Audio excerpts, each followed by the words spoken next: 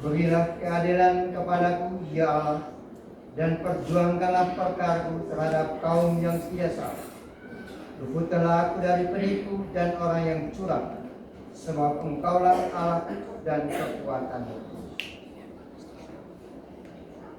Dalam nama Bapa dan Putra dan Roh Kudus.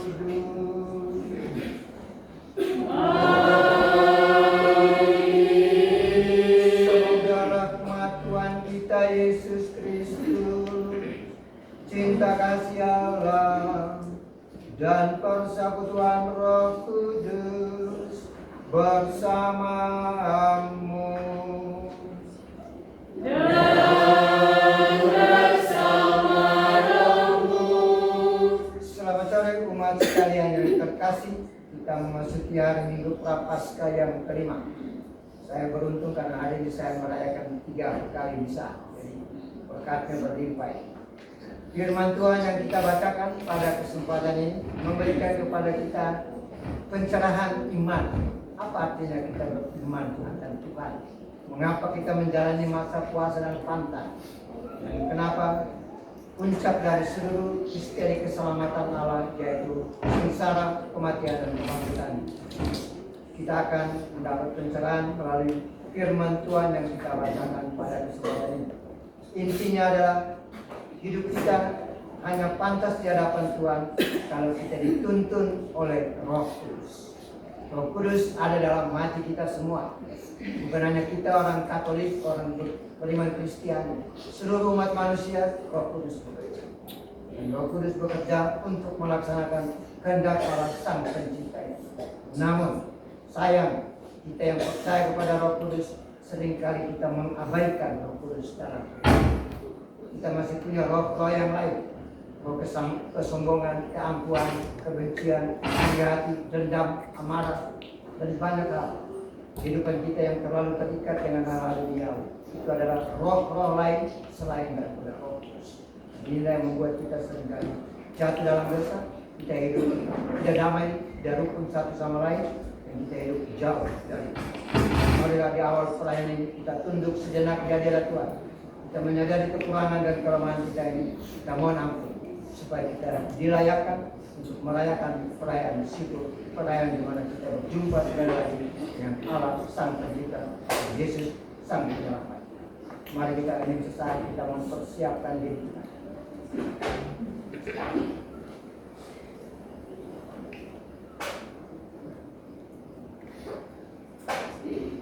Kita nyatakan sesal dan tobat batin kita dengan bersama-sama kita berdoa. Saya mengaku kepada Allah yang Maha Kuasa bahwa saya telah berdosa dengan pikiran dan perkataan, dengan perbuatan dan kelalaian. Saya berdosa, saya sungguh berdosa. Oleh sebab itu saya mohon kepada Santa Perawan Maria, kepada para malaikat dan orang, dan kepada saudara sekalian, supaya mendoakan saya pada Allah Tuhan kita. Mari kita membuka hati kita menerima rahmat yang pertama dari Tuhan di awal perayaan Ekaristi Kudus ini, yaitu rahmat pengampunan dan belas kasihan. Marilah dengan penuh keyakinan dan kekuatan Roh Kudus itu, kita percaya bahwa kita mendapat pengampunan dan belas kasihan dari Allah. Semoga Allah yang Maha Kuasa mengasihani kita, mengampuni segala kekurangan, kelemahan, dan dosa kita, membersihkan dan memurnikan kembali kesadaran dan penghayatan iman yang ada di dalam hati kita. Karena kekuatan Roh Kudus itulah kita dicerahkan oleh firman Tuhan. Kita mengambil bagian dalam santapan tubuh dan darah Yesus dalam Ekaristi Kudus ini, sehingga kita mempunyai kekuatan untuk melangkah dengan pasti hari demi hari menuju hidup yang kekal. Amin. Ekumenik nomor 343.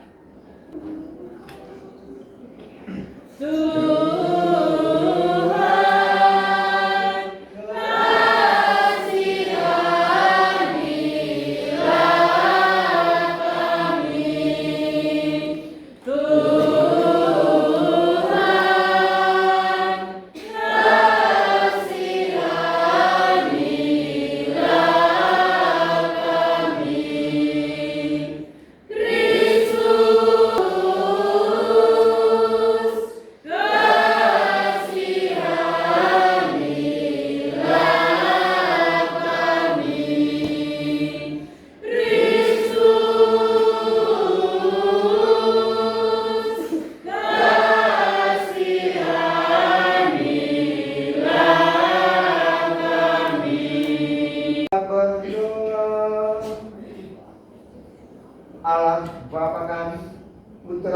telah mengalahkan kematian berkat wafatnya di kayu salib, dan berkat kebangkitannya Ia memulihkan kehidupan kami. Kami mohon semoga Roh-Mu tinggal di dalam diri kami dan membimbing kami menuju pada kehidupan yang baru. Dengan pengantara Yesus Kristus, Dialah Tuhan dan Juru Selamat kami, kini dan sepanjang masa. Amin. Dan duduk Roh-Mu kepadamu sehingga kamu hidup. Pembacaan dari Nubuat Yesaya. Beginilah firman Tuhan Allah, hai umatku, aku akan membuka kubur-kuburmu dan membangkitkan kamu dari dalamnya. Dan aku akan mengantar kamu kembali ke tanah Israel. Dan kamu akan mengetahui bahwa akulah Tuhan, yakni pada saat aku membuka kubur-kuburmu dan membangkitkan kamu dari dalamnya. Aku akan mencurahkan Roh-Mu ke dalam dirimu sehingga kamu hidup kembali, dan aku akan menempatkan kamu di tanah airmu. Dan kamu akan mengetahui aku, Tuhan, yang mengatakannya dan melaksanakannya. Demikianlah sabda Tuhan.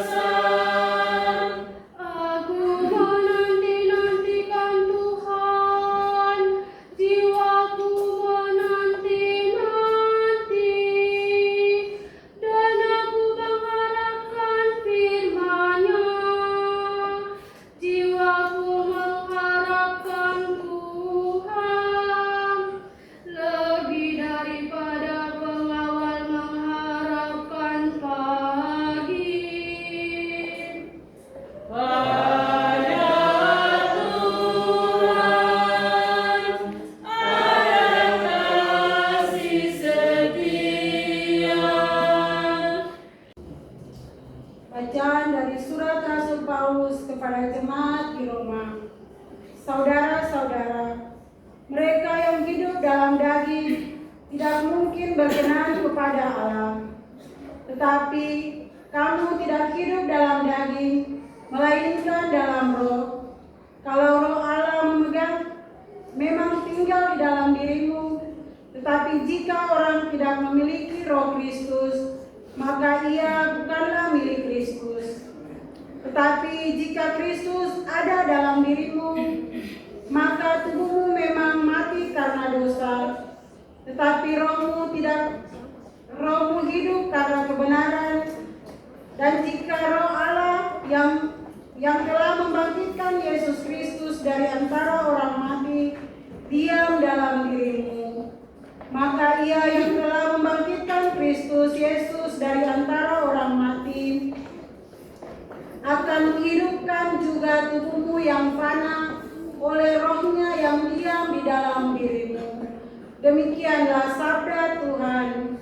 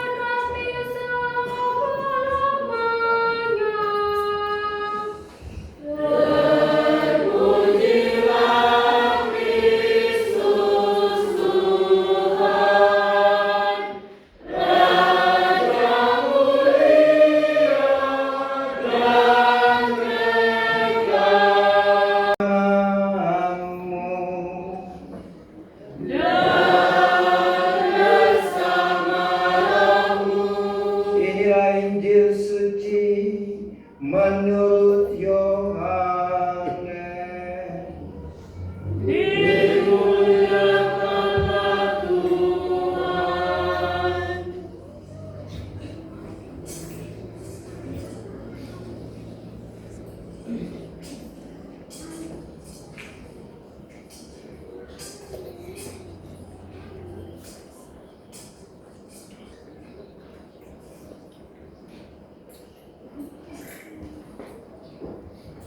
Ada seorang yang sedang sakit, namanya Lazarus.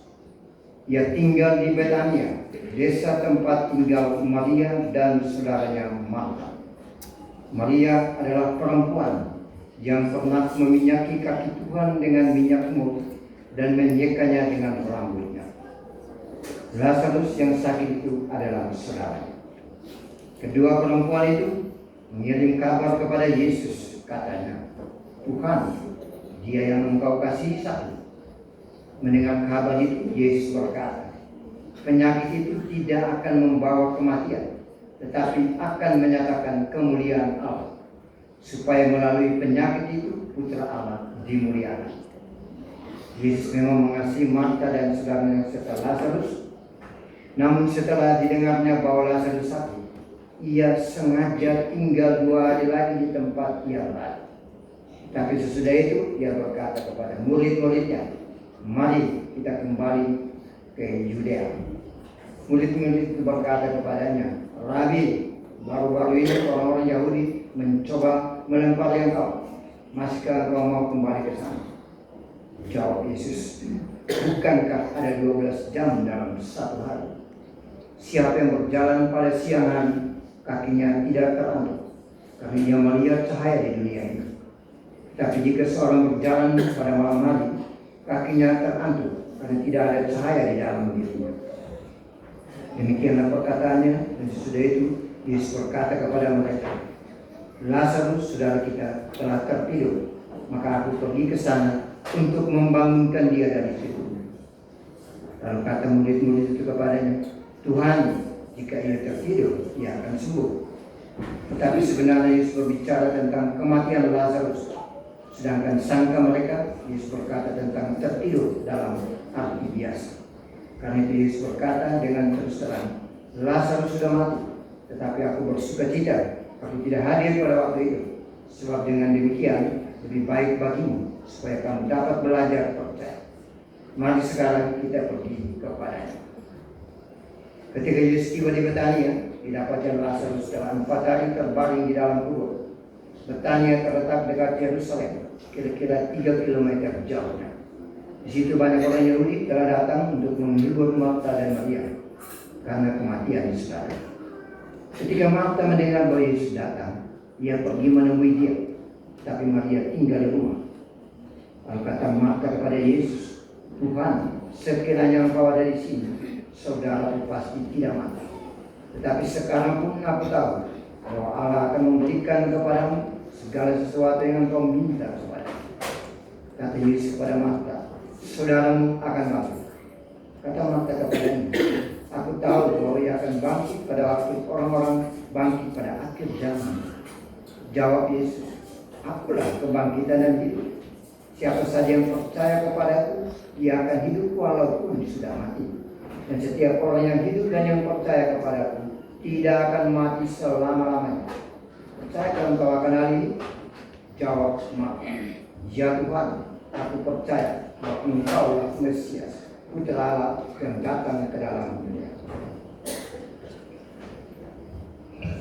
Setibanya Maria di tempat Yesus berada dan melihat dia, sujudlah Maria di depan kaki Yesus dan berkata kepadanya, Tuhan, sekiranya Engkau ada di sini, saudaraku pasti tidak mati.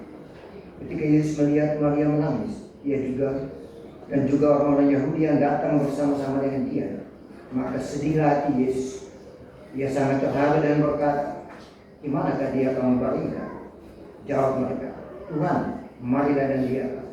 Lalu menangislah Yesus. Kata orang-orang Yahudi, lihat, ia sungguh mengasihi dia. Tetapi beberapa orang di antaranya berkata, dia yang telah memelekkan mata orang buta tidak sanggup dia berpindah sehingga orang ini tidak mati. Yesus sekali lagi sangat terharu lalu pergi ke kubur. Kubur itu adalah sebuah gua yang ditutup dengan batu. Kata Yesus, angkatlah batu itu. Maka saudara orang yang meninggal itu berkata kepada Yesus, Tuhan, ia sudah berbau sebab sudah 4 hari ia mati. Jawab Yesus, bukankah aku sudah katakan kepadamu, jika engkau percaya, engkau akan melihat kemuliaan Allah. Mereka pun mengangkat batu itu. Lalu Yesus menghadap ke atas dan berkata, Bapa, aku mengucap syukur kepadamu karena engkau telah mendengarkan aku. Aku tahu bahwa engkau selalu mendengarkan aku. Tapi oleh karena orang banyak yang berdiri di sini mengelilingi aku mengatakannya supaya mereka percaya bahwa engkaulah yang telah memutuskan. Sesudah berkata demikian, berserulah ia dengan suara keras, Lazarus, marilah keluar. Orang yang telah mati itu datang keluar. Kaki dan tangannya masih terikat dengan kain kafan dan mukanya tertutup dengan kain peluh. Kata Yesus kepada mereka, bukalah kain-kain itu dan biarkanlah dia pergi. Banyak di antara orang-orang Yahudi yang datang melawat Maria dan menyaksikan sendiri apa yang telah dibuat oleh Yesus, percayalah mereka kepadanya. Demikianlah Injil Tuhan.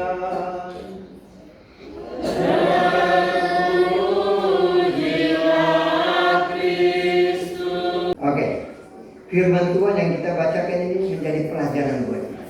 Di sini kita menemukan salah satu hal yang mendasar dalam iman kita. Hal apa yang mendasar? Yaitu bahwa ketika kita dibaptis dan menjadi pengikut Kristus, kita disebut orang Kristen, orang murid Yesus dan anak-anak Allah. Maka ciri khas kita, jati diri kita adalah dalam diri kita Roh Kudus hidup. Ini kekuatan kita yang paling utama. Roh Kudus itulah nafas kehidupan Allah yang Allah berikan kepada kita sejak kita ada dalam kandungan ibu. Ketika Allah mau supaya kita menjadi manusia, maka sejak dalam kandungan ibu, Roh Kudus sudah diberikan oleh Allah supaya kita bisa hidup. Tanpa Roh Kudus kita tidak bisa hidup. Itu intinya, itu dia punya pokok pikirannya. Dan bagaimana Roh Kudus atau Roh Allah itu dialami oleh bangsa Israel? Dalam bacaan pertama tadi, nubuat Yeskiel mengatakan bahwa firman Tuhan sebagai berikut, hai umatku, aku akan membuka kubur-kuburmu dan membangkitkan kamu dari dalam, dan aku akan mengangkat kamu kembali ke tanah Israel. Dan aku akan mencurahkan rohku ke dalam dirimu. Umat perjanjian lama tahu nama roh Allah, bahwa Roh Kudus itu nanti setelah Yesus datang dan dia memperkenalkan dirinya, baru kita kenal roh itu disebut Roh Kudus. Tetapi orang Israel sudah paham. Dan mereka punya keyakinan dasar antara lain, mereka tidak bisa hidup tanpa Yahweh Allah yang mereka yakini itu. Dan Yahweh itu hadir karena dia memberikan roh itu ke dalam diri mereka. Sama dengan kita, karena pembaptisan kita mendapat Roh Kudus. Dan kekuatan daripada Roh Kudus itu bahkan sampai ke alam maut pun Roh Kudus itu punya kuasa, punya kekuatan. Karena Roh Kudus itulah roh yang berasal dari Allah, yang diberikan kepada kita sebagai nafas kehidupan, dan roh itulah yang membangkitkan Yesus dari alam kematian. Itulah kekuatan kita. Nah, Roh Kudus inilah yang barangkali perlu untuk kita hayati dan kita sadari. Mengapa perlu kita hayati dan kita sadari? Karena kekuatan Allah dalam rohnya ini tinggal di dalam tubuh kita. Tubuh yang karena daging, punya kecenderungan daging, punya keinginan daging, punya hawa nafsu daging. Dan karena itulah dalam bacaan yang kedua, Rasul Paulus coba untuk mempertentangkan hidup menurut daging dan hidup menurut roh. Menurut daging berarti kita hidup menurut apa yang menjadi keinginan badan kita. Kita ingin makan kenyang, kita ingin punya duit banyak, kita ingin jadi cantik, kita ingin jadi tampan, kita ingin jadi kuat, punya kuasa, kita ingin jadi orang yang perlu dihormati. Itu kecenderungan daging manusia kita. Tetapi ketika kita datang kepada Allah dan kita perlu dikuatkan oleh keinginan roh, maka keinginan roh cuma satu. Kita melaksanakan kehendak Allah Bapa di surga seperti Yesus melaksanakan kehendak Bapa. Yesus di dunia ini hidup hanya satu. Dia melaksanakan amanah dari Bapa. Karena itu Yesus selalu setelah dia punya pelayanan sepanjang hari, dia mengundurkan diri ke tempat yang sunyi dan berdoa. Di sanalah Yesus berdialog dengan Bapanya. Dia mempertanggungjawabkan seluruh pelayanan sepanjang hari dan dia mohon petunjuk kepada Bapa. Besok saya buat apa lagi? Dan Bapanya memberikan kepada dia amanah-amanah yang harus dilaksanakan. Itulah Yesus. Dan Yesus juga mau supaya kita hidup seperti dia, melaksanakan kehendak Bapa di surga. Dan kehendak Bapa di surga itu sangat sederhana. Kalau Yesus datang untuk menebus dan menyelamatkan umat manusia, bahkan dia harus mati di kayu salib untuk menebus kita dari dosa dan membuka pintu surga bagi kita, maka kita juga melaksanakan apa yang sama seperti Yesus. Dan tugas kita sederhana. Keselamatan itu apa? Keselamatan itu artinya berbagi kehidupan. Titik. Jadi orang yang tidak mau berbagi kehidupan itu belum selamat. Ini sederhana tetapi susah. Tidak gampang untuk kita laksanakan. Berbagi kehidupan artinya apa? Berbagi kehidupan artinya kita memberikan apa yang terbaik dalam diri kita untuk kebaikan orang lain. Waktu, tenaga, pengenalan berpikir, pengenalan berburu, sopan santun, tata krama, apa saja yang baik yang kita bisa persembahkan. Bukan cuma uang, bukan cuma harta, tetapi waktu kita, kesempatan kita, senyum kecil juga. Itu kita berikan kepada orang lain, itu juga adalah tanda kebaikan. Nah, jadi kebaikan sekecil apapun, Tuhan tidak melihat besarnya kebaikan kita. Tuhan melihat ketulusan hati kita, keikhlasan hati kita untuk berbuat baik. Sekecil apapun kebaikan, Tuhan menghargai kebaikan kita. Dan inilah tantangan terutama bagi kita umat Katolik. Masa puasa dan pantang selama 40 hari dimaksudkan untuk kita memurnikan kembali kesadaran iman kita. Kita menyadari kembali tempat dan peranan Roh Kudus dalam kehidupan kita.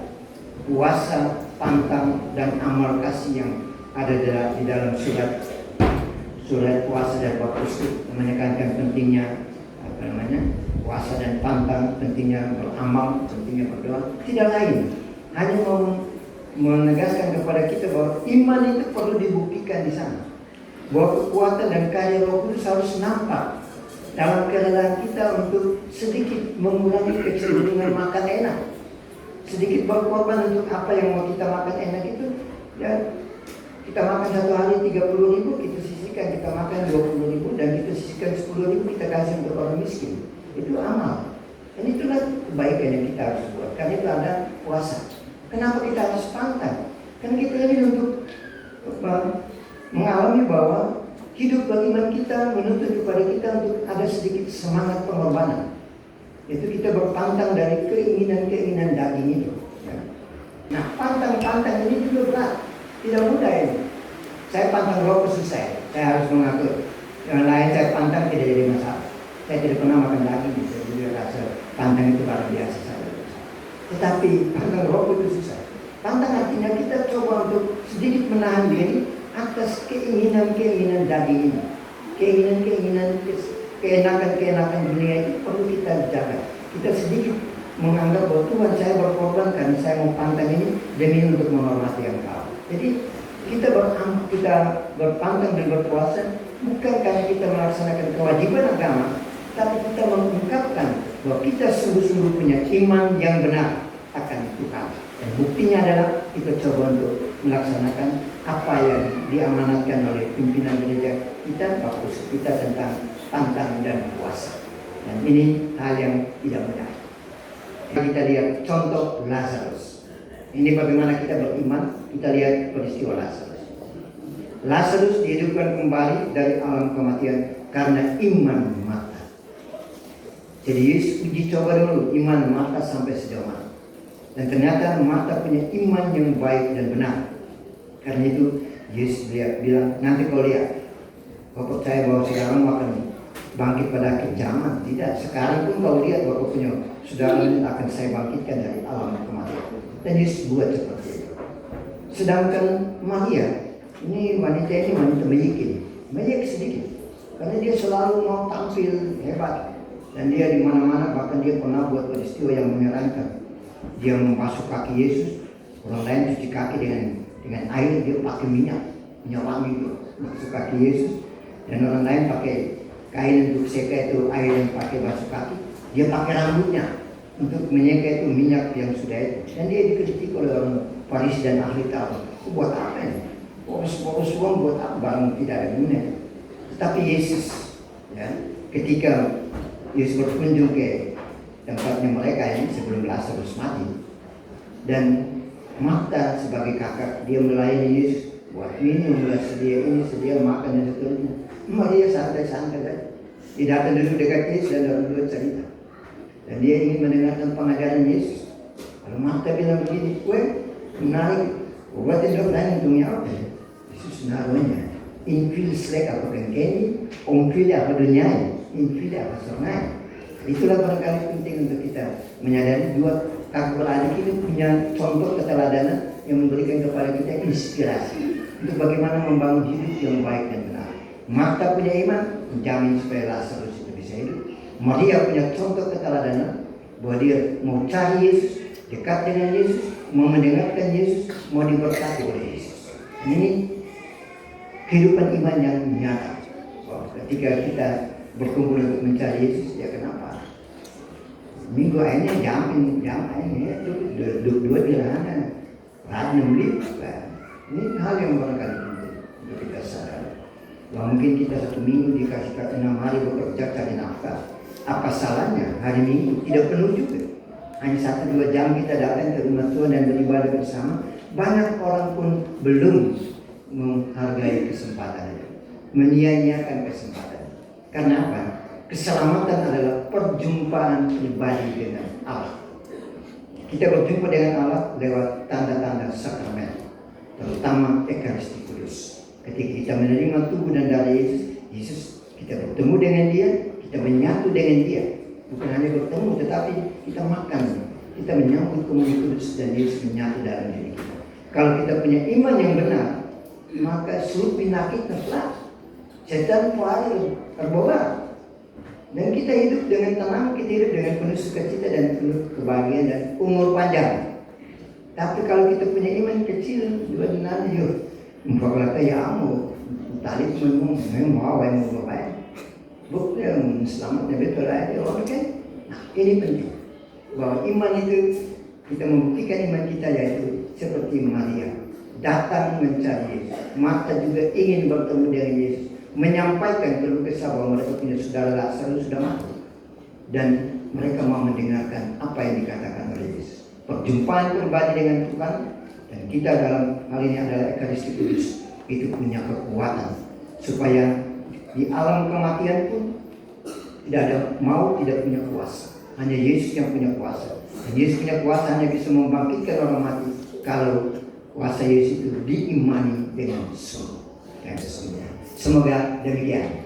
Amin. Yang Maha Kuasa, Pencipta langit dan bumi, dan Tuhan Yesus Kristus, Putra yang Tuhan kita, yang dikandung dari Roh Kudus dari pengetahuan Maria, yang menderita sengsara dalam penderitaan Pontius Pilatus, disalibkan mati dan dimakamkan, yang berdoa kemudian dan ketiga bangkit dari antara orang mati, yang naik ke surga duduk di sebelah kanan Allah Bapa yang Maha Kuasa, dari segala pendatang yang hidup dan yang mati.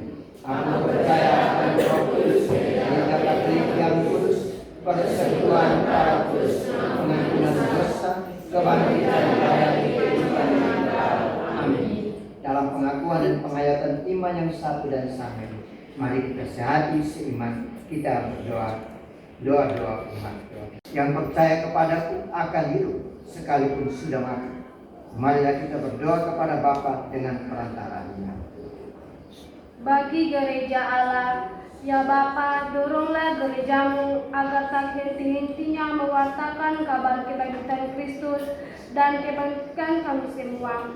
Bimbinglah umatmu untuk semakin giat mewartakan cinta kasih-Mu bagi seluruh alam semesta. Marilah kita mohon. Kabulkanlah doa kami ya Tuhan. Kita yang berkumpul dan percaya akan sabda Allah. Ya Bapa, himpunlah kami selalu dalam nama Yesus Kristus Putra-Mu yang terkasih. Semoga kami pun dengan giat berjuang melaksanakan panggilan perutusan kami dengan sepenuh hati sesuai dengan kehendak-Mu. Marilah kita mohon. Kabulkanlah doa kami ya Tuhan. Umat sekalian, izinkan saya membacakan doa-doa khusus yang diberikan yang disampaikan oleh keluarga-keluarga di sini. Silakan duduk. Saya membacakan ini secara lengkap supaya mereka yang meminta doa ini sadar dan tahu bahwa doa-doanya sudah disampaikan di hadapan Bapa di surga. Permintaan doa dari anak istri Dian, Dito, dan Dita Sirken. Mohon doa untuk ayah Edmund Sirken, Oma Clara Nitubun, Nenek Arni, kakek Budi Santoso, Oma Hardi yang sudah meninggal dunia. Semoga Tuhan senantiasa memberikan tempat istirahat yang kekal bagi mereka. Bersyukur atas anugerah dan perlindungan Tuhan yang diberikan bagi keluarga hingga saat ini. Permintaan doa dari Ibu Apolonia Ngamel. Mohon keselamatan jiwa bagi Bapak Lambertus Sombes. Semoga Tuhan memberikan tempat yang layak di sisinya. Permintaan Ibu Teresia Letobian. Mohon keselamatan kekal bagi arwah suami terkasih dan istri Sirken. Semoga Tuhan mengampuni segala salah dan dosanya dan memberikan tempat istirahat yang kekal baginya. Permintaan doa dari Bapak Jonas Sirken. Bersyukur dan berterima kasih kepada Tuhan atas bertambah usia anak Blasius Denaldo Sirken yang tepat pada hari Kamis kemarin. Semoga Tuhan selalu memberikan umur yang panjang serta memberikan kesehatan baginya. Juga bagi Bapak Jonas Sirken, mohon keselamatan kekal untuk arwah Bapak Andreas Sirken, Bapak Minin Sipang, Bapak Yakobus Sirken, dan semua keluarga di Tadut Sohebu yang sudah meninggal dunia. Semoga Tuhan memberikan tempat istirahat yang kekal bagi mereka berkat korban kudus yang dirayakan dalam kudus ini sebagai korban kudusan bagi mereka. Kabulkanlah doa kami ya Tuhan. Allah Bapa kami, bantulah kami untuk semakin bertumbuh dalam iman kami kepada-Mu. Berikanlah kepada kami Roh Kristus, agar dalam segala keadaan hidup kami selalu tetap melaksanakan kehendak-Mu. Demi Kristus, Dialah Tuhan dan Pengantara kami, kini dan sepanjang masa. Amin.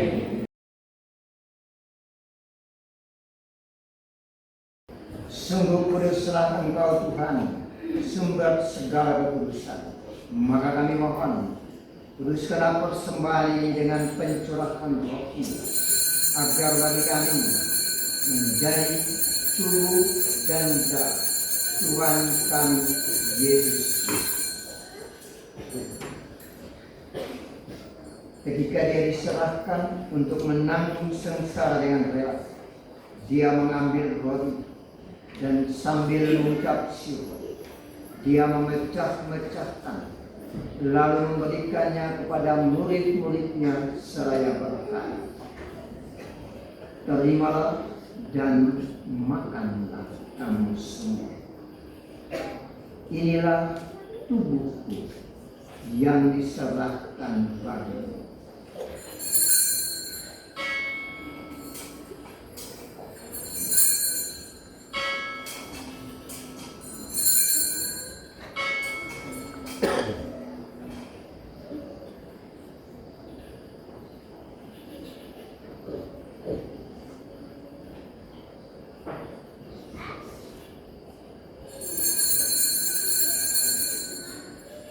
Demikian pula sesudah perjamuan dia mengambil pisau.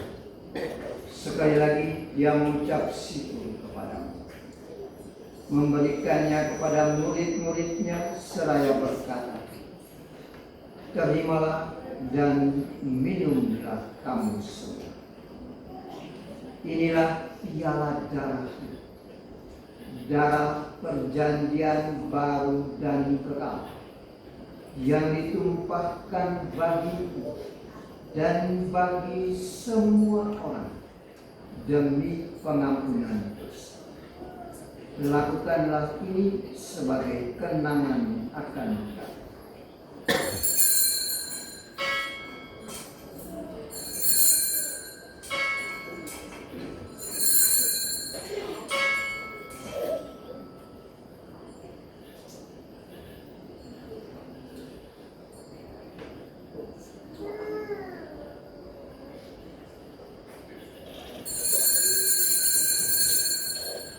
Marilah mewartakan misteri iman kita.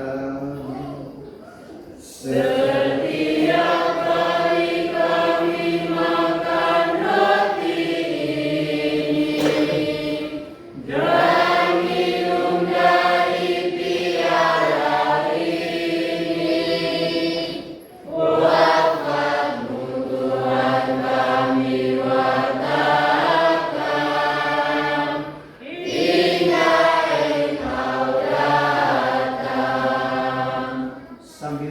kami wafat dan kebangkitan Kristus, kami mempersembahkan kepada Bapa roti kehidupan dan piala keselamatan. Kami bersyukur sebab kami Engkau anggap layak menghadap Engkau dan berbakti kepada-Mu. Dan kami mohon semoga kami yang menerima tubuh dan darah Kristus dihimpun menjadi satu umat oleh Roh Kudus. Ingatlah Tuhan akan gereja-Mu yang tersebar di seluruh bumi, agar Engkau menyempurnakannya dalam cinta kasih, dalam persatuan dengan Paus kami Leo ke-14 dan Uskup kami Seno Mutra serta semua wanita. Ingatlah juga akan saudara-saudari kami yang telah meninggal dengan harapan akan bangkit, khususnya mereka yang kami doakan dalam perayaan Ekaristi Kudus ini. Telah kami sebutkan nama-nama mereka sekalian. Kami menyatu hati dan iman kami bersama sebagai satu umat. Kami mohon agar pintu surga yang Kau bukakan pada kesempatan ini terbuka bagi mereka semua yang kami doakan pada kesempatan ini. Atas petunjuk penyelamat kita dan menurut ajaran ilahi, maka beranilah kita berdoa. Bapa kami yang ada di surga, dimuliakanlah nama-Mu, datanglah kerajaan-Mu, jadilah kehendak-Mu di atas bumi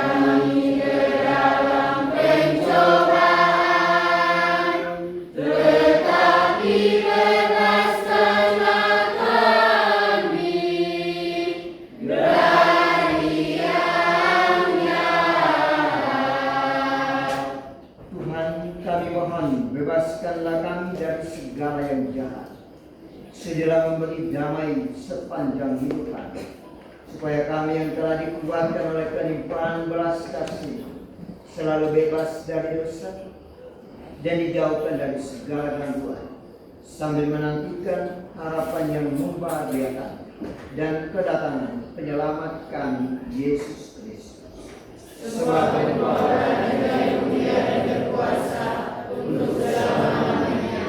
Tuhan Yesus Kristus, Engkau telah bersabda kepada para rasul-Mu, damai-Ku kutinggalkan bagimu, damai-Ku kuberikan kepadamu. Janganlah memperhitungkan dosa kami, tetapi perhatikanlah iman gereja. Dan semoga damai Tuhan selalu bersamamu.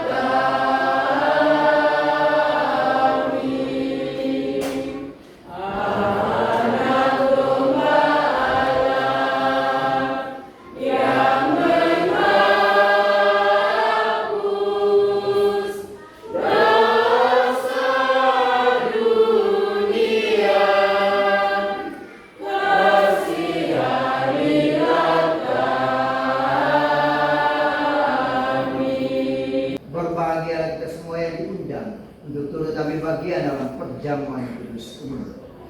Tuhan, saya tidak pantas Tuhan datang kepada saya, tetapi saya saja maka saya akan sembuh. Tubuh dan darah Kristus.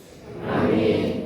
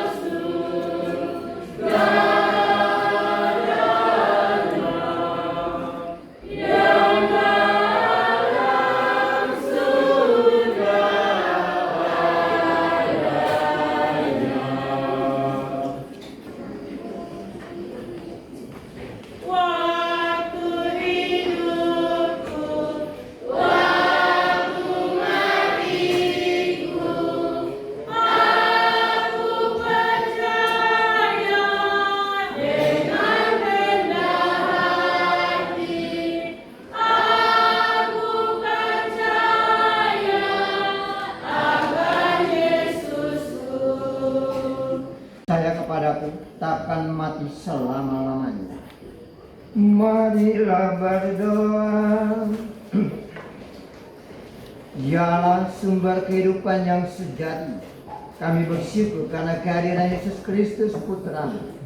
Kami mohon semoga Ia sungguh menjadi santapan jiwa yang menguatkan kami untuk berziarah menuju kepada-Mu. Sebab Dia yang hidup dan berkuasa sepanjang segala masa. Amin. Sebelum mohon berkat Tuhan, mungkin ada pengumuman gerejani, disilakan. Gerejani hari Minggu 22 Maret 2026, hari Minggu Prapaskah kelima atau Minggu Sengsara. Dan umat Stasiebu menyampaikan limpah terima kasih kepada Bapak Pastor John Renmeu yang telah hadir mempersembahkan perayaan Ekaristi bersama kami umat Stasiebu dari sore hingga malam hari ini. Sekali lagi disampaikan terima kasih. Terima kasih juga disampaikan kepada kelompok KOR, umat Rukun 2, para petugas liturgi, lektris, pemazmur, pembaca doa umat, adik-adik misdinar, sowis, dan Dewan Pastoral Stasi bidang kerigma yang membantu pelayanan di sore sampai malam hari ini. Terima kasih juga disampaikan kepada keluarga-keluarga yang telah membersihkan gereja dan keluarga-keluarga yang telah menyiapkan konsumsi untuk Bapak Pastor. Dari Dewan Pastoral Stasi menyampaikan limpah terima kasih kepada umat yang dalam kebersamaan sudah hadir mengikuti perayaan Ekaristi pada hari Minggu Bias Prapaskah kelima dari sore hingga malam hari ini. Yang berikut pemberitahuan. Yang pertama, jadwal pelayanan Bapak Pastor Paroki. Hari Jumat tanggal 27 Maret 2026 kita kembali dalam mengikuti misa harian. Perayaan Ekaristi akan dilaksanakan tepat pukul 17 atau jam 5 sore dipimpin oleh Bapak Pastor Paroki. Sesudah misa harian akan ada kesempatan penerimaan sakramen tobat. Kedua, hari Minggu tanggal 29 Maret 2026, Minggu Palma. Kita umat Stasiebu akan dilayani oleh Bapak Pastor Anton Maya Bubun. Perayaan Ekaristi Kudus akan dilaksanakan tepat jam 9 pagi. KOR dan petugas liturgi adalah kelompok 1 umat Rukun 1 dan 2. Pembaca kisah sengsara, narator Ibu Melania Maya Bubun. Peraga Yesus Bapak Stanislaus Sirken. Semua orang Bapak Rovinus Donald Parera. Dewan Pastoral yang bertugas adalah Dewan Pastoral Rukun.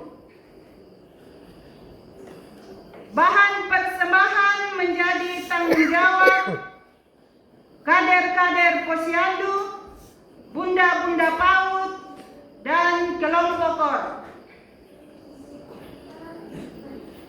Daun palma akan disiapkan oleh masing-masing ketua rukun dan OMK. Perarakan dimulai dari halaman gedung gereja baru dengan rute sebagai berikut.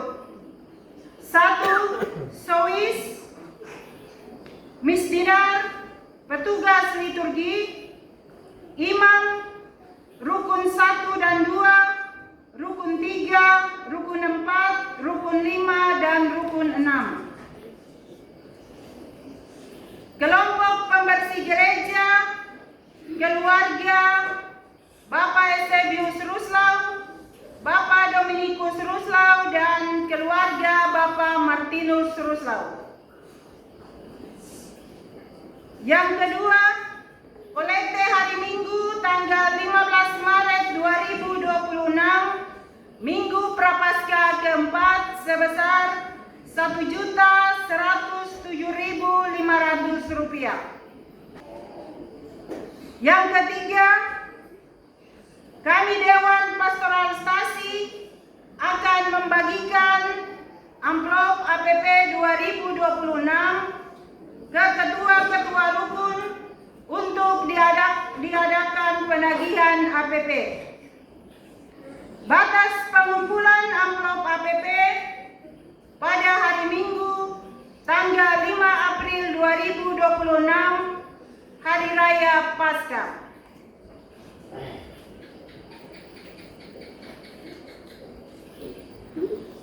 Yang keempat, diinformasikan kepada orang tua yang anaknya mau menikah agar mendaftar lewat ketua-ketua rukun.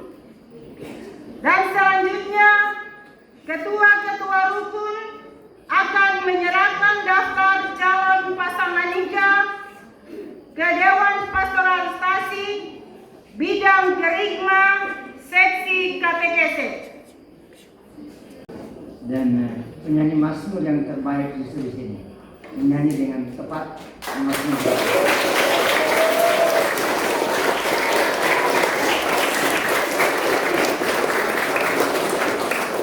Di beberapa tadi dicoba-coba anak muda juga, tetapi satu dua not yang agak miring-miring sedikit. Tetapi yang di sini dia menyanyi dengan baik. Jadi itu modal baik untuk persiapan Pekan Suci nanti, termasuk Minggu Palma.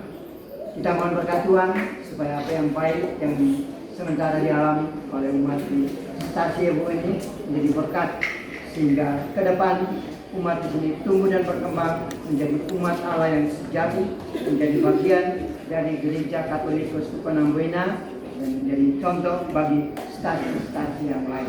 Mari kita mohon berkat dan peneguhan Tuhan. Tuhan bersamamu.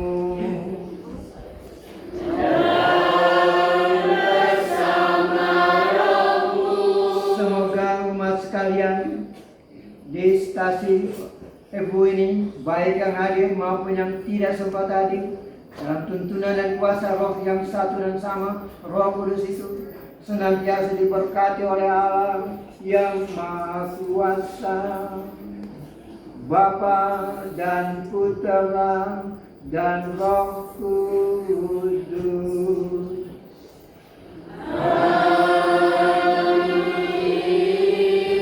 Saudara sekalian, peran ekaristi kita pada sore malam hari ini sudah selesai.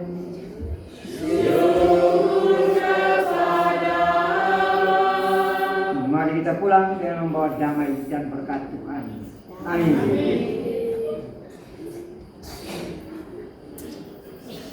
Mari penutup bagi penyanyi nomor 220.